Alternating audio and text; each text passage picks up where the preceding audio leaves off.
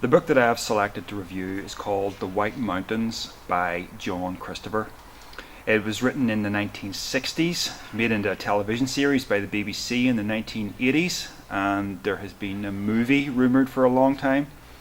So it is regarded as a science fiction classic. It's part of a series of short novels known collectively as the Tripods, and you quite commonly find it all as one volume. But I'll concentrate on the first volume, which is called The White Mountains. It's a post-apocalyptic story, but it's a very strange sort of apocalypse because it looks like 18th century pre-industrial English countryside. People are getting around on a horse and cart.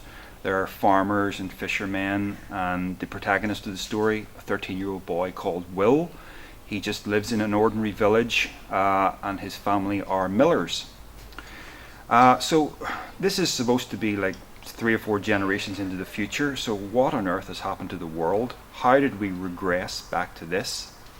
So if you wandered far enough away from your village, you might encounter what the people call a ruined city of the ancients. And it's a city that we would recognize as one of our cities, full of things like wrecked cars and ruined buildings. But of course, the people in this story don't know what cars are. They've never seen them before. So there's been some huge cataclysm, some kind of war that has thrown the world back into a pre-industrial state. Now, the other very strange thing in the story is you could be walking through the countryside and all of a sudden, off in the distance, you see this huge metal machine the size of 2 houses walking on 3 legs, and people call these tripods.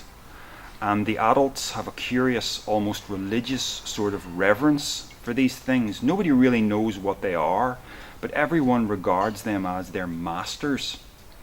Once a year, there's an event in every village called Capping Day, where a tripod arrives and it simply parks itself right there in the village and it waits.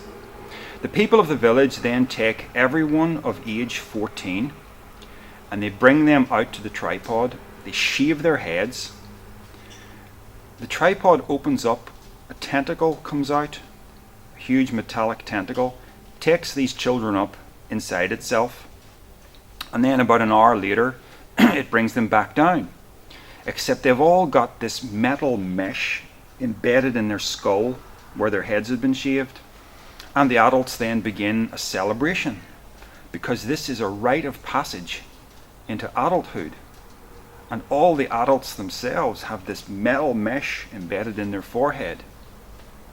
The effect of this thing is that people are robbed of their curiosity, their aggression, their creativity. It's essentially a kind of frontal lobotomy of sorts.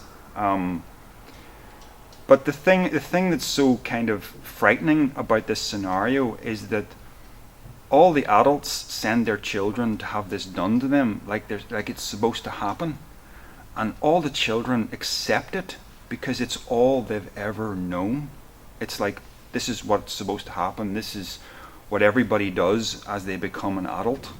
And now my life will be complete. I'll put away childish things, as it were. And we have world peace as a result of this. As you can see, this is quite a deep book. Although it's marketed as children's literature, it's quite a heavy subtext in here about, brainwashing and mind control. It gets you to ask the question, are you a person who simply goes along with everything they're told? Or do you have a kind of healthy rebellion that it's all about questioning, everything about how you were brought up, because we're all brought up in different societies and everything, and they can't all be right.